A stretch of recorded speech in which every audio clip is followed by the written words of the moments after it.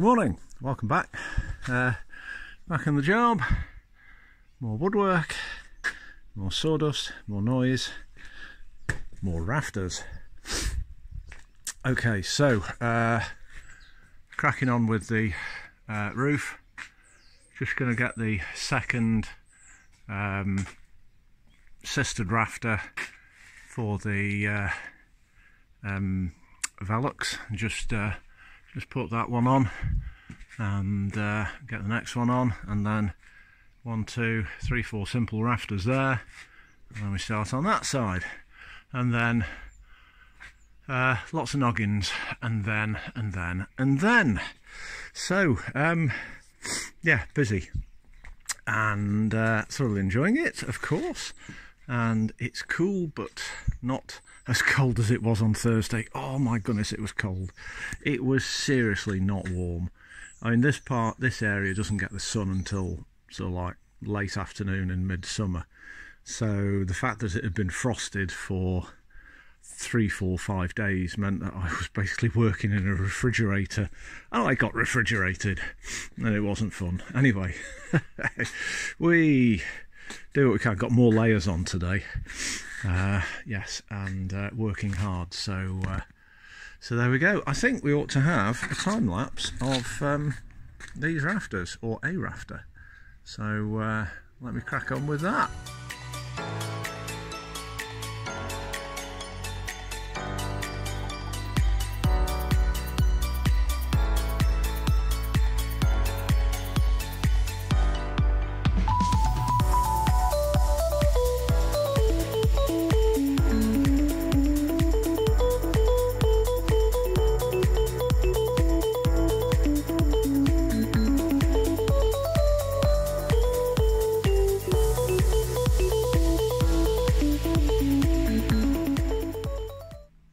Right, so what have you just seen me do? Okay, this cut is for the top to go on the ridge beam, and this is to accommodate the bracket, or the edge of the bracket that holds it. Okay, what I then did was to measure from the top. Hang on, let's go where we can see from the top corner there to the back edge of the wall plate, i.e. that corner, so that I know how long to make it. That's the only reliable dimension I've got. So I measured along, it's 3190 millimeters, put an arc with my tape measure, and that gave me that corner. And I used my bird's mouth template, what I have made, to set that out. Okay, so that's that cut. Then did the bottom, extended the lines along. 310 millimeters gives me the end.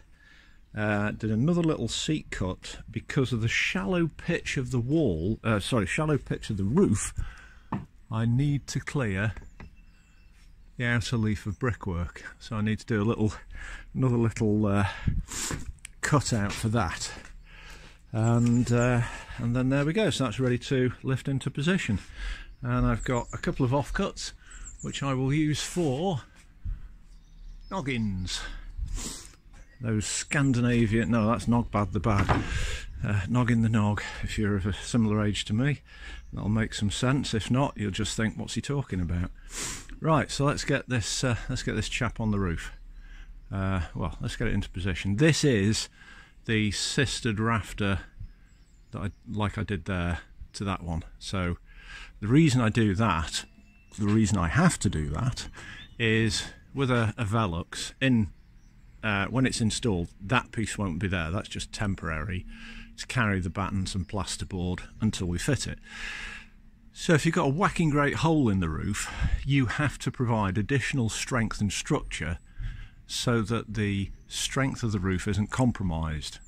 And we do it by doubling up the rafters, the header and footer rails of around the Velux, and then a doubled up rafter on that side as well. So that's the one I've just made. So when I've done those, I've got 1, 2, 3. I've got to put 4 in there because I can almost get away with 1, but I'm going to put 2 in just to be safer. And there's actually a very good reason for that, which I'll tell you in a bit. I've got 4 simple rafters to put on, and then I'm on this side. Hurrah!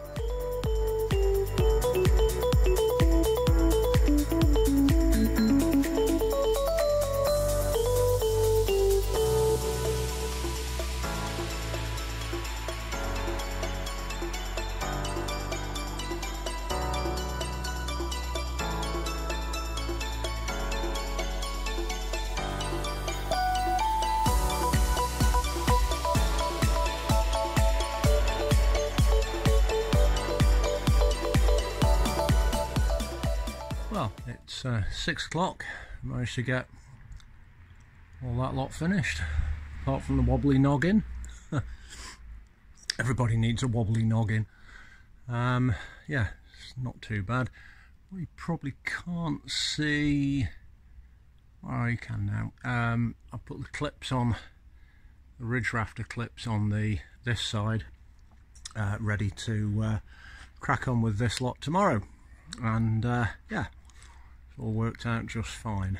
And we'll away we go. The pile of timber is declining rapidly. I will need some more.